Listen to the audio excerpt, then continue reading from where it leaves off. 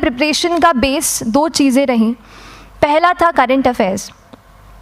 Current affairs इसलिए मैंने उसको उसी से शुरुआत की क्योंकि करंट अफेयर्स सबसे इंटरेस्टिंग पार्ट होता है। कई बार आपको हिस्ट्री कभी बोरिंग लगेगी, कई बार आपको लगेगा ज्योग्राफी इतना, कभी हर किसी के अपने अपने फेवरेट्स होते हैं। तो मुझे वो 2 सब्जेक्ट्स लगते थे कि यार इतना मन नहीं करता है, लेकिन न्यूज़पेपर्स और करंट अफेयर्स में जो भी नया चल रहा है वो मुझे हमेशा इंटरेस्टिंग लगता था। इंटरनेशनल रिलेशंस में क्या हो रहा है, क्या सोशल रियलिटीज़ हैं, कहाँ क्या हुआ, उसका क्या इम्पैक्ट पड़ेगा एडमिनिस्ट्रेशन पे और हमारी कंट्री पे, तो उसको आप अपना एक बेस बना सकते हो। आप करंट अफेयर्स बेस्ड प्रिपरेशन कर सकते हैं, इसलिए भी क्योंकि अगर आप मेंस एग्ज़ाम देखेंगे तो काफ़ी डायनामिज्म आ गया है, केवल प्रीलिम्स में नहीं बल्कि जनरल स्टडीज़ पेपर 2, पेपर 3 में भी आप देखेंगे कई सारे ऐसे सवाल हैं जो करंट इवेंट्स से इंस्पायर्ड होते हैं, उन पे बेस्ड रहते हैं।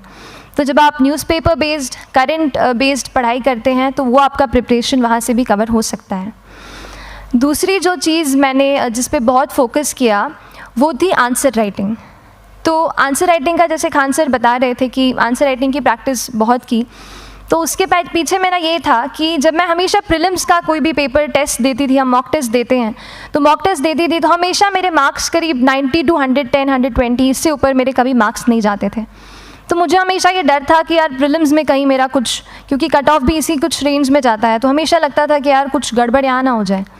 लेकिन जब मैंने आंसर राइटिंग की और मेंस एग्ज़ाम के बारे में जाना, तब मुझे लगा कि आंसर राइटिंग एक ऐसी चीज़ है, मेंस एक ऐसा फेज़ है सिविल सर्विस एग्ज़ाम का जहाँ पे आप अच्छे से तैयारी कर सकते हैं। And if you have written the answers, if you know कि you have covered the points well, if you have included उसमें कुछ आपने facts, international reports, government schemes, आपने कुछ ऐसे उसमें सॉल्व भी डाला है, तो जो रिज़ल्ट आएगा वो सेटिस्फैक्ट्री ही आएगा, अच्छा ही आएगा।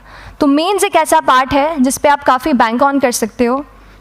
मैं जब पर्सनालिटी टेस्ट भी मैंने दिया तो इस बार भी आप नंबर्स देखेंगे तो आसपास की रैंक के हिसाब से मेरे नंबर्स उसमें कम हैं, लेकिन it is just the general studies and the answer writing part, जो मेंस के जो वो है मार्क्स हैं या मेंस का जो एक फैक्टर रहा, वो मेरे लिए सबसे ज़्यादा इंपॉर्टेंट डिसाइडिंग फैक्टर रहा है। तो अपना एक्सपीरियंस यही बताऊँगी कि आंसर राइटिंग पर आप विशेष फोकस कीजिए। जैसा स्ट्रक्चर आपको बता ही चुके हैं कि इंट्रोडक्शन में कैसे आपको शॉर्ट रखना है, बॉडी एंड देन कंक्लूजन, उसमें छोटी चीज़ जैसे मैं अभी मेंशन कर रही थी, आप एक इंश्योर कीजिए कि देखिए जो भी एग्जामिनर आपकी कॉपी चेक कर रहे हैं वो दिन में 10, 15, 20 कॉपीज़ चेक कर रहे हैं, तो उन सब से आपको अलग कैसे आप अपनी कॉपी दिखा सकते हो, ये चीज़ आपका प्रेजेंटेशन और आप जिस तरीके से आंसर लिखते हो कंटेंट को, वो मैटर करेगा। आप इंश्योर कर सकते हैं कि आपके आंसर में कुछ फैक्ट्स, गवर्नमेंट की स्कीम्स, कुछ कमिटीज़ बैठती हैं, जैसे एक प्रिवेसी पे जस्टिस BN श्रीकृष्णा कमेटी की रिपोर्ट आई है, तो आप मान लीजिए आपको कोई प्रिवेसी पे सवाल आ गया तो आपने उन कमेटी का नाम कोट कर दिया। ऐसे बहुत सारी कमिटीज़ होती हैं। कुछ इंटरनेशनल रिपोर्ट्स आते हैं, वो आप उनको इनके बारे में लिख सकते हैं। इंडिया का मैप आप बना सकते हैं। मैंने सीख लिया था कि 10-15 सेकेंड्स में कैसे जल्दी से मैप बनाना है और उस पर कैसे पॉइंट कुछ करना है, कुछ लोकेट करना है। तो ये कुछ ऐसी चीज़ें हैं जो आपके आंसर्स को एनरिच करेंगी और प्रेजेंटेबल बनाएंगी। तो इस तरीके से आंसर्स पे जैसे हम क्लास करते हैं, लेकिन उसके साथ साथ आपको ये कोशिश करनी है कि 1 से 2 आंसर पर डे आपको ज़रूर लिखने ही लिखने हैं, apart from the test series that you are doing. Answer writing से 2-3 चीज़ें होती हैं, ना केवल हमारी एक लिखने का हमें समझ आता है हम क्या लिखते हैं कैसा है, पर हमारा कॉम्प्रिहेंशन भी इम्प्रूव होता है। हमें कितना समझ में आया वो भी हमें खुद समझ आता है जब हम आंसर्स लिखते हैं। और इसीलिए आंसर राइटिंग पे आप फोकस कीजिए, 1 से 2 आंसर्स ज़रूर लिखिए।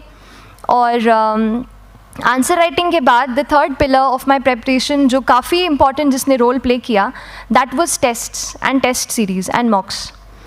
देखिए हम पढ़ रहे हैं यहाँ पर, I will also come to the point कि हम कैसे दिल्ली, भोपाल और इंदौर में प्रिपेयर करके बिना दिल्ली जाए हम कैसे कर सकते हैं, I will come to that point. पर उसके पहले टेस्ट की थोड़ी बात कर लेती हूँ कि टेस्ट देना क्यों ज़रूरी है। हम ये जो एग्ज़ाम दे रहे हैं सिविल सर्विस की, एक ऑल इंडिया लेवल एग्ज़ाम है and this cut throat competition. तो उसके लिए आप केवल पढ़ते रहें, सारी बुक्स, मटेरियल्स, स्टैंडर्ड ये करंट का सब पढ़ लें, लेकिन अगर आप ये नहीं जज कर पाए कि आपका क्या लेवल है at an all India level, तो चीज़ें समझ में आप नहीं, मतलब आप आगे नहीं बढ़ पाएंगे या सही डायरेक्शन नहीं पकड़ पाएंगे।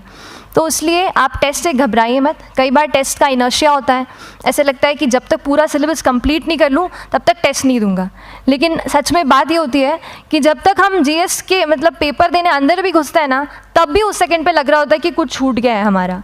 तो ये चीज़ होगी ही, इसीलिए ये मैं कभी मत सोचिए कि जब तक पूरा सिलेबस नहीं कर लूँ टेस्ट नहीं दूंगा। जैसे आपका एक थोड़ा बेस बन जाता है प्रिपरेशन का, आप टेस्ट दीजिए, चाहे वो प्रीलिम्स का MCQ का टेस्ट हो या मेंस का राइटिंग स्किल की प्रैक्टिस हो, टेस्ट पे आप फोकस कीजिए। उसके बाद टेस्ट केवल देने के लिए नहीं देना है, उसको एनालाइज भी अच्छे से करना है। When you get the answer hints, when you get the answer keys, analyse properly कि आपकी क्या गलती हुई है, और उससे भी सीखने की कोशिश कीजिए कि क्या कुछ नया मुझे इस टेस्ट पेपर से या इस आंसर कॉपी से मिल सकता है। तो इस तरह से टेस्ट पे भी आप फोकस कीजिए। And I will come lastly to the point कि जब मैंने प्रिपरेशन शुरू की थी अपने कॉलेज के 2nd ईयर 3rd ईयर आते आते, तो मन में बहुत सारे फियर्स थे। मैं भी एक नॉर्मल फैमिली से हूँ, मेरे फैमिली में किसी ने आज तक सिविल सर्विस का पेपर भी नहीं लिखा था, तो मन में बहुत सारे फियर्स थे, डाउट्स थे, क्या होगा, कैसे होगा। तो हो सकता है आपके मन में भी ऐसा हो। और हम जैसे यहाँ रहते हैं, हम सोचते हैं कि दिल्ली जाना तो सबसे ज़रूरी है, उसके बिना तो ये एग्ज़ाम हो ही नहीं सकती। तो उस पर मैं एक चीज़ बताना चाहूँगी कि जैसे KSG जैसे इंस्टीट्यूट हैं, जो फैकल्टी भी हमें वही मिलती है जो दिल्ली में पढ़ा रहे हैं, तो ये एक बहुत पॉजिटिव पॉइंट है कि क्वालिटी का कोई दिक्कत नहीं आएगी। बस एक चीज़ है, आप ज्वाइन करते हैं class, that will only provide you a direction.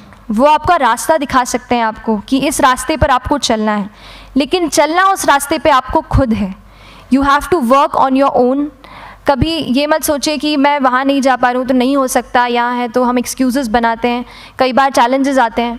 तो मैंने कॉलेज के साथ प्रिपरेशन की, तो उसमें भी काफ़ी दिक्कत आती थी। कभी कभार कॉलेज की एग्ज़ाम होती थी, तो इसमें मैं अपना उतना वक्त नहीं दे पाती थी। तो उस मोमेंट पे फिर प्लानिंग ने मुझे बहुत हेल्प किया कि हम किस तरीके से अपने कॉलेज के एग्ज़ाम के लिए प्लान कर लें। जैसे मैंने इंजीनियरिंग की है, और मुझे पता है कि हम इंजीनियर्स 1 महीने से ज़्यादा पहले से पढ़ते नहीं हैं। पढ़ते हैं क्या? तो वो चीज़ आप ध्यान रख सकते हो, उसको अपना स्ट्रॉन्ग पॉइंट बना सकते हो। 1 से 1.5 महीना जब exam is approaching, I use to plan my entire syllabus का प्रिंट आउट निकाल के I use to make my notes. उस तरीके से उसको मैं उसको संभाल लेती थी। तो whenever you are managing those things together, focus on planning. किस तरीके से आप एक माइक्रो प्लान बनाएं, अपना डेली एक प्लान बनाएं, वीकली टारगेट सेट करें, और एक ब्रॉड विजन दिमाग में रखें कि ब्रॉडली आप मंथ्स में क्या कवर करने वाले हैं। अगर आप प्लानिंग अच्छे से करते हैं तो ज़्यादातर पोर्शन आपका वहीं से कवर हो जाता है। और जब आप टारगेट्स बनाते हैं, उनको टिक करते हैं, तो एक सेंस ऑफ कंप्लीशन भी आपको मिलता है कि yes, I am on the right path, और मैं सही जा रहा हूँ या जा रही हूँ। तो इस तरीके से प्लानिंग पे भी इक्वली फोकस कीजिए। एंड बस यही सिंगल बिगेस्ट मैसेज मेरी तरफ से यही रहेगा कि आपने अगर ठान लिया है, अगर आप सोचते हैं कि आप ये एग्ज़ाम क्रैक कर सकते हैं, तो आपको रोकने वाला और कोई नहीं, आप खुद ही हो सकते हैं। तो खुद आप अपनी रुकावट कभी मत बनिए, एक्सक्यूज़ेस मत बनाइए। ऑब्स्टिकल ज़रूर आएंगे, उन्हें आपको चैलेंज करना है। Challenges are meant to be challenged. तो सही तरीके से अपने ऑब्स्टिकल्स को हैंडल कीजिए, और इस एग्ज़ाम में अगर आप सही स्ट्रैटेजी रखते हैं तो आप अपने एक अटैम्प्ट में ही इसको क्रैक कर सकते हैं। एंड एनीवेज, आप जो भी अटैम्प्ट नेक्स्ट रखते हैं, दिल में यही रखिएगा कि जो ये मेरा नेक्स्ट अटैम्प्ट होने वाला है, ये मेरा बेस्ट अटैम्प्ट होने वाला है। कभी भी इस एग्ज़ाम को हाफ हार्टेडली मत दीजिए कि चलो दे के देखता हूँ कैसा है पैटर्न का एग्ज़ाम का। अगर एग्ज़ाम का पैटर्न देखना है ना, तो घर पे 3 घंटा टाइम लगा के एग्ज़ाम दे दो। बस केवल पैटर्न देखने के लिए एग्ज़ाम अटैम्प्ट मत कीजिए। जब आप एग्जामिनेशन हॉल में जा रहे हैं या कोई अटैम्प्ट आपने सेट किया है, तो अपना सब कुछ उस एग्ज़ाम को दीजिए, अपना टाइम, एनर्जी, फोकस, जितना भी करेक्ट आप उसमें पॉजिटिविटी डाल सकते हैं उसको दीजिए, एंड पूरी तैयारी के साथ ही इस पेपर को दीजिए, and I am sure that you will succeed. So till then, all the very best to you and good luck. Thank you so much.